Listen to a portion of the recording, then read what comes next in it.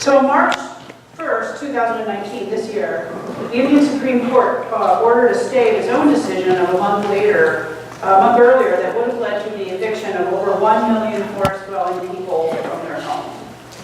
The eviction order was filed in response to a lawsuit brought by environmental groups for whom forest protection and human occupation pose a fundamental contradiction. They couldn't see any way to protect Indian forests if there were people around. So protecting nature in this view requires a complete evacuation of human presence. Now, a somewhat different view, also from India, different attitude, can be found in scholarship on India's many sacred groves.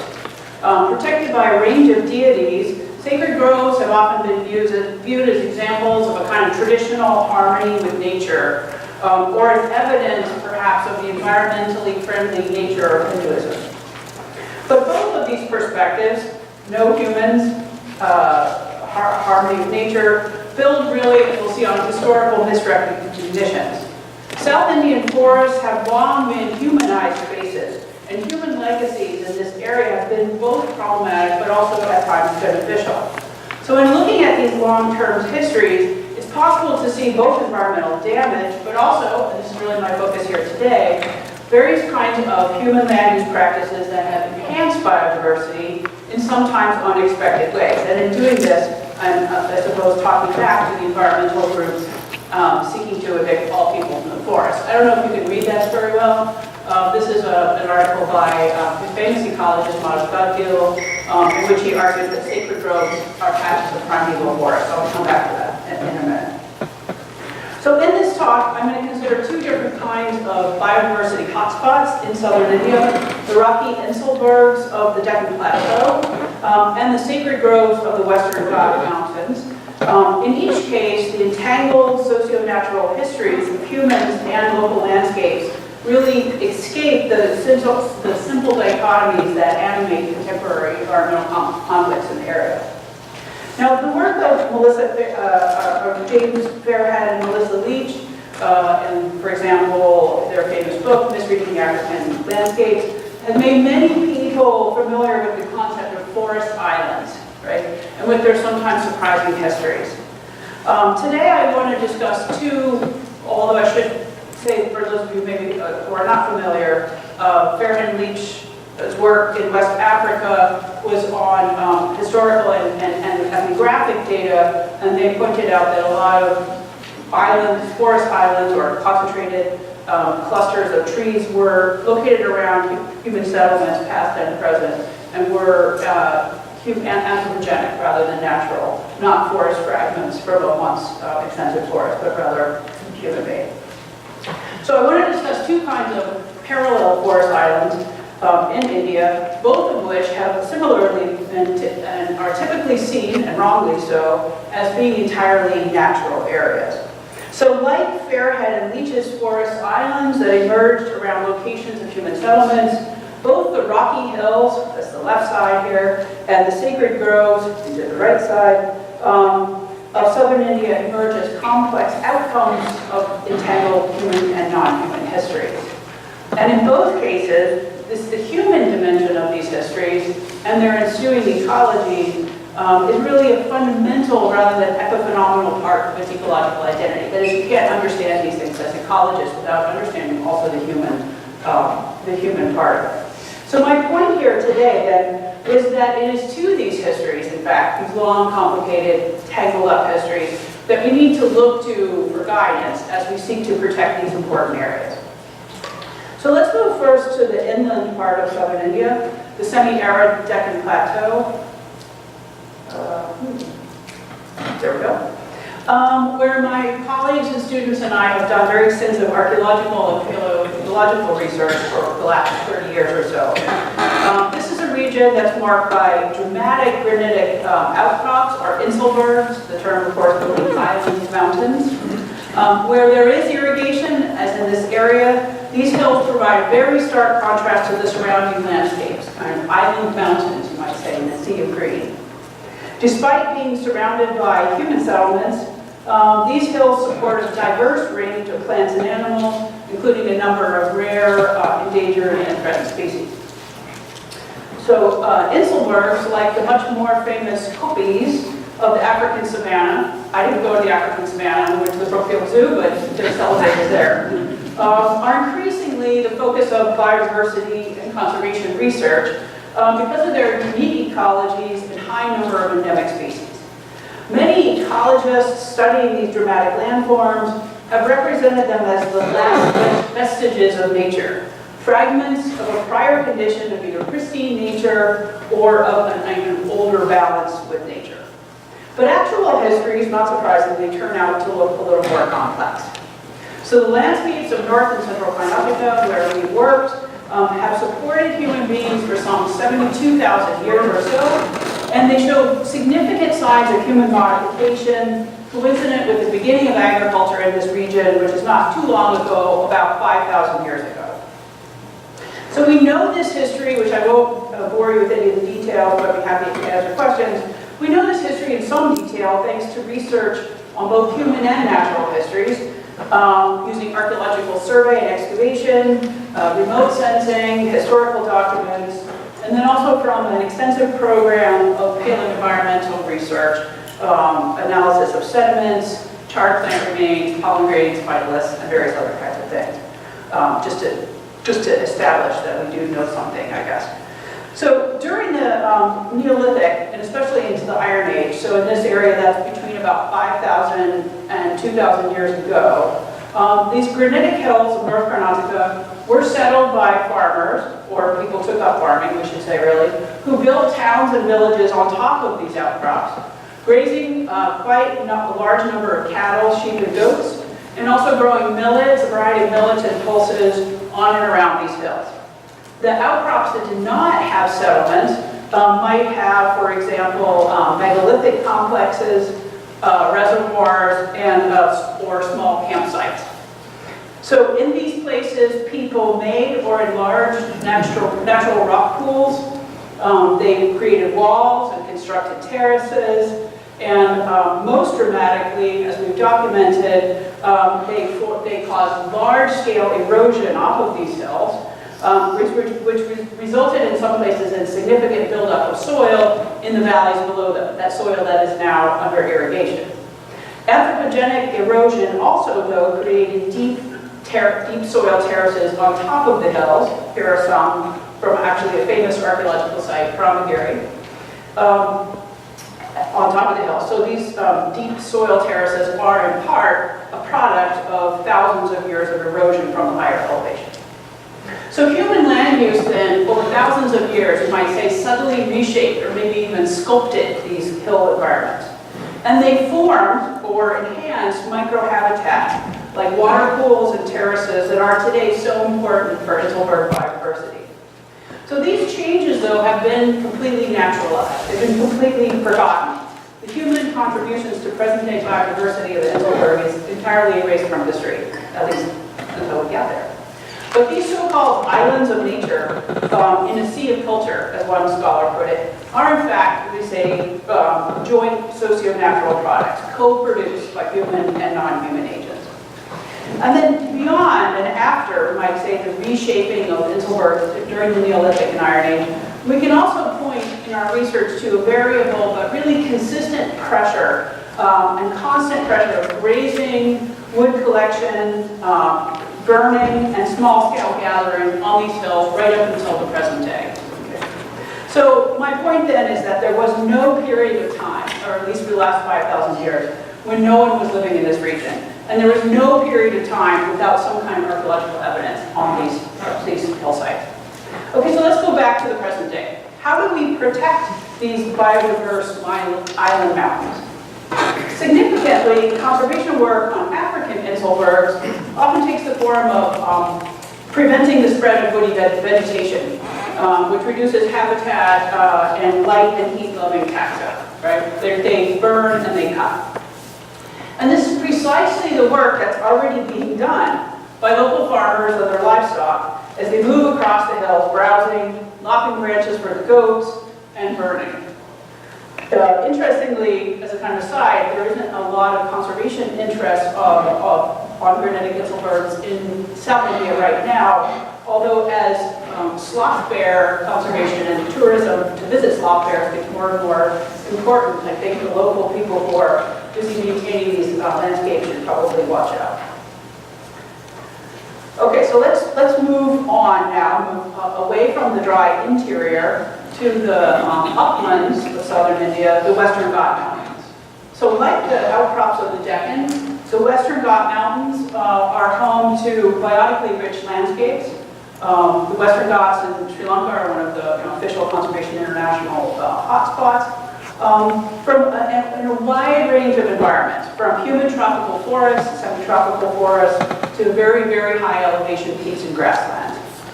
And this includes, within the matrix of a larger network of forests, again, almost entirely under government control, the very well-known sacred groves of this area. Okay, this is not a very good map, I'm sorry, but it's the best one I could find. This is a map that shows you an estimate of the number of sacred groves by state in India. So the two areas I'm talking about now are primarily in Karnataka. You can see here, it's like 1,500 sacred groves, and maybe a little bit here in Kerala and Tamil. So this is an area with the Western Ghats. You can see in Maharashtra. So it's often in these high elevation areas where there's lots of these sacred groves. Okay, so sacred groves, which are usually forested areas, they're dedicated to a deity or sometimes several deities, with or without temples, have really rightly fascinated scholars. In fact, the first biodiversity heritage site in India is a sacred grove. Since this is a room full of botanists, I hope you will enjoy the irony of this Karnataka Biodiversity Board celebrating the sacred grove right in front of a big stand of eucalyptus trees. Okay. So within sacred groves, though, cutting down trees is usually prohibited, and other kinds of activities like livestock grazing, lopping tree branches, burning, cultivation are either absent or else very greatly reduced as compared to the landscape around the grove. There are reported to be, and the numbers are really estimates, between 100,000 to 150,000 sacred groves in India, ranging from size from less than 1 to more than 1,000 hectares. Although they're often seen as timeless and changeless, sacred groves, though, too, also have dynamic socionatural histories. So as many scholars have shown, sacred groves shelter a tremendous amount of biotic diversity. They provide seed reservoirs, they protect slopes and soils, and they provide many other kinds of ecosystem services in addition to their palpable aesthetic and cultural values. For some scholars, further, sacred groves are a rare example of human harmony with nature, illustrating how tradition and religion work to protect both forests and habitat. When they're seen as patches of primeval forest, this is for me to read, don't worry, don't try to read this. For example, the quote from the very famous ecologist Madhugad at the beginning, then we can see that really human activity is flattened, I might say, by its representation as being sort of thoughtlessly traditional, that is, rather than agentic. Humans are assigned the role of protector of nature, but not really of its authors. So this is a long quote, which again, you don't need to read, but I just highlighted this as just a typical example from a scholarly journal in which certain kinds of assumptions are made about the nature of sacred groves. They're the only remnants of natural vegetation since the surrounding landscape is transformed. They're important wilderness areas, which is a peculiar idea. And they're not only remnant forests, but also important village institutions and so on. So there's a sense in which there's a very persistent idea that sacred groves represent forest remnants of a once extensive forest that covered most of the region. Okay. So ecologists have been especially interested in sacred groves. And these studies have really amply documented both their geological and their biological significance.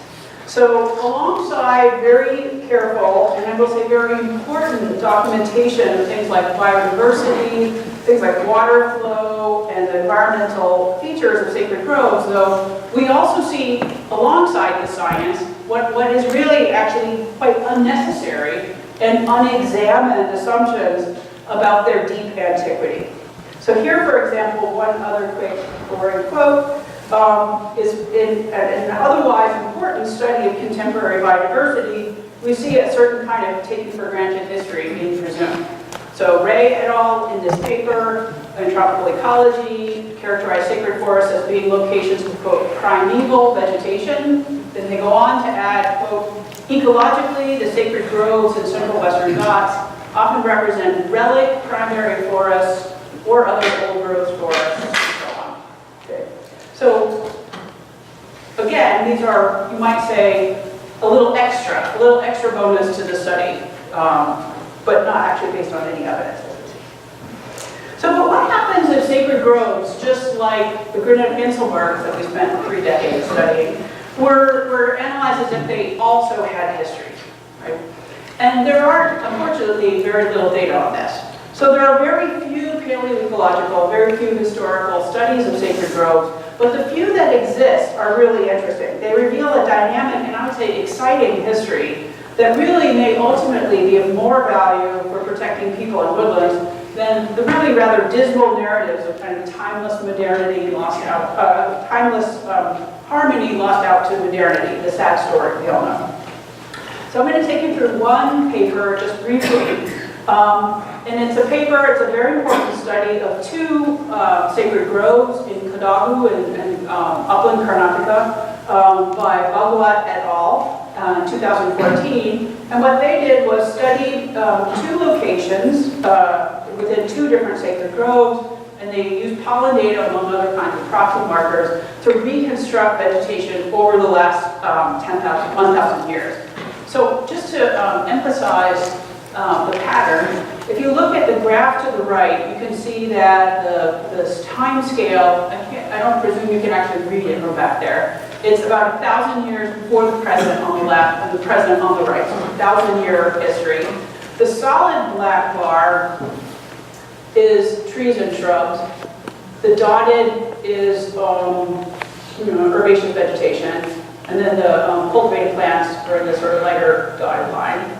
But the kind of takeaway here, really, is that in both cases, in both of their sample sites, they found a really significant increase in woody vegetation starting a little more than 400 years ago, increasing tree cover and decreasing grass cover. Pollen from domestic heads was present throughout the sequence, so it's not as though there was nobody there. I mean, we also know from history and archaeology that people were definitely there. So there's all kinds of fields and crops being grown. But in and near the sacred forest, there was a little over 400 years ago a huge and quite significant increase in forest cover and a sharp decrease in non-forest cover.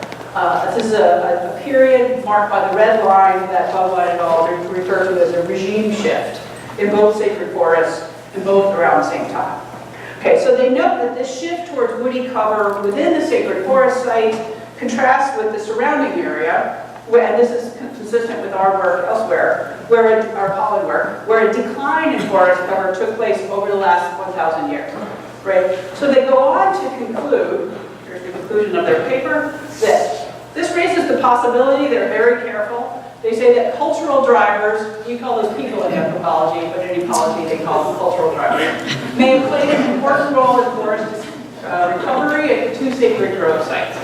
In contrast to much of the literature on sacred forest groves, which assumes them to be remnant forests, the results indicate that these 2 sacred forest groves are not fragments of a once continuous forest, but instead are the result of forest recovery, possibly supported by certain cultural practice. Like not cutting down trees. Although local ecological history in each forest fragment is different, notice they still call them fragments, and sacred groves in general may well have continuous vegetation cover throughout their history, our results suggest that some sacred groves might be regenerated at a forest. So the specific histories of just two sacred groves then represents a dynamic history in which certain kind of historically contingent cultural choices led to forest recovery. So placing vegetation, this vegetation transition in time, and keeping in mind that it's only one study, okay, allows us though to line it up against historical and archaeological data. So in the period we're talking about, the 16th and 17th centuries, when trees were starting to dominate the pollen record of those two sacred groves in Kodagu, southern India was in a kind of big political transition from the more stable politics of the Vijayanagara Empire, a huge imperial power that fell apart right about this time, to a much more politically unsettled and kind of lawless period known as the Nayaka period. Nayakas, the name Nayakas, were subordinate political leaders under the Vijayanagara Empire, and in this time when the empire disintegrated, they became local sort of little kings, I'd say, kinglets, in a very unsettled, very highly competitive political landscape of early modern South India. So what was so special about Nayaka period land use and or maybe just religious practices that led to the condition creating these two sacred groves and who knows, maybe some other? Unfortunately, there's no parallel historical studies of Kodagu, or the part of Kodagu, that was studied by Bhagwat and colleagues. But there are studies for slightly places a little further away. So we can point with a certain amount of caution to the historical analysis of several other sacred groves in northern Tamil Nadu that were carried out by the historian of religions, Elizabeth Kent.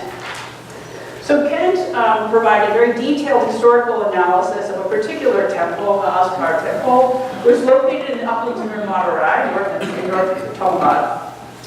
And what she shows is that the forest gods who are linked to tree protection are, she argues, I think very convincingly, derived from local histories of political unrest in the context that we might think is a kind of clannish competition, right?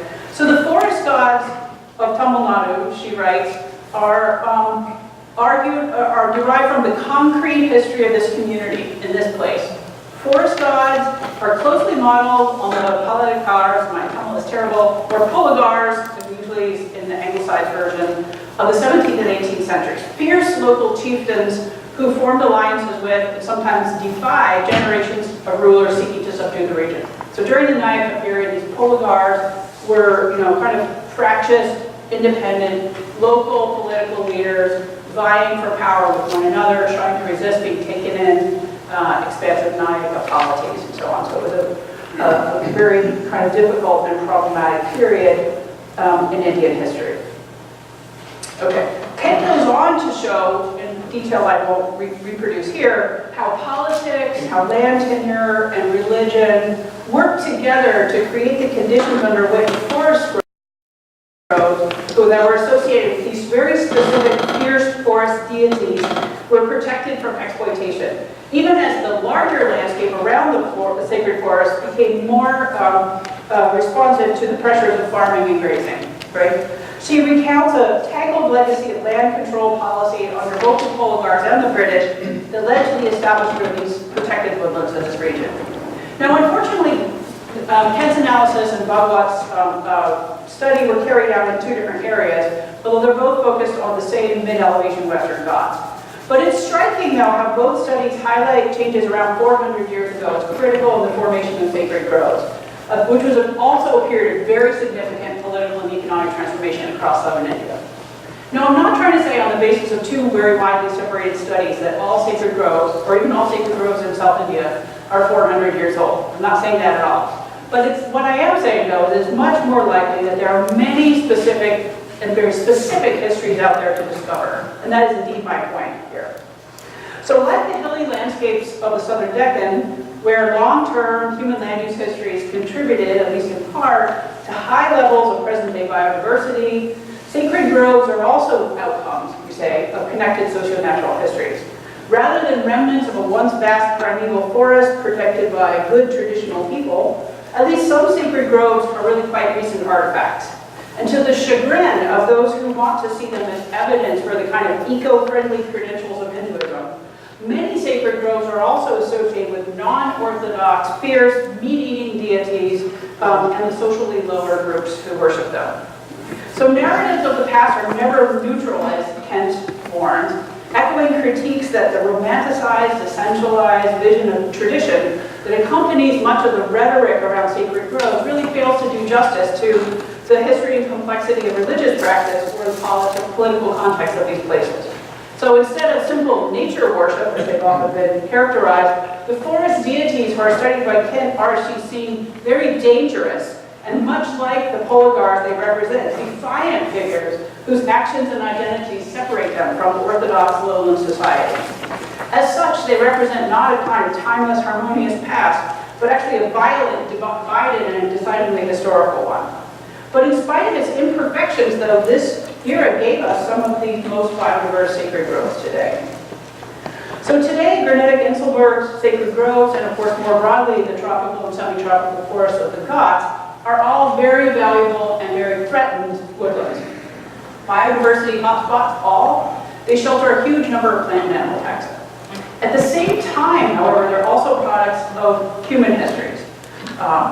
This doesn't make them less important or less authentic, and it doesn't mean that they don't merit our protection or our interest. If anything, it's really just the opposite. These are places that not only provide important ecosystem services, support rural livelihoods, and have deep cultural significance, but they're also, you might say, places that provide us with examples of how we might live in the world in a way consonant with our goals of protecting biodiversity. There's no need to imagine romantic, unsubstantiated histories for these places as, on the one hand, untouched by humans or as remnants of ancient primeval forest. So our understanding of these histories is still really developing. It's much less further along, I'd say, than in other parts of the world, but it's clear that the stakes of this work are significant. In terms of conservation, improved understandings of the relationships between forms of human land use and changes in land cover, and in turn, the potential impact of those changes on things like landforms, climate, wildlife habitat, this is all very important. So the conservation value to understanding these histories. These are relationships which are complicated, which are difficult to study, and the past, you might say, provides a kind of laboratory for studying some of these.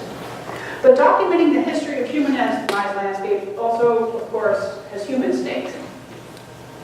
For the last 400 years or so, in respecting the property rights of fierce mountain deities, some residents of the hills above Madurai enhanced biodiversity, protected wildlife, and reduced hillside erosion. They did this, though, in the context of religious and social practices that are sometimes now seen as backward and problematic by some, even practices criticized in the same breath as those lauding the ecological qualities of the sacred groves. But if we think of sacred groves as forest islands in the kind of sense of Fairhead and Leach, rather than untouched remnants of forest, though we have to, I think, also accept the imperfect human histories that produce them, to understand that positive outcomes can arise even from conflict and exclusion. Right? So on and around the rocky hills of the southern Deccan, over thousands of years, human land use practices expanded and enhanced the microhabitats favored by heat-loving lichens, turtles, lizards, and other species. Local farmers and herders kept woody vegetation at a low level for thousands of years, not to conserve species, but to feed themselves and their livestock.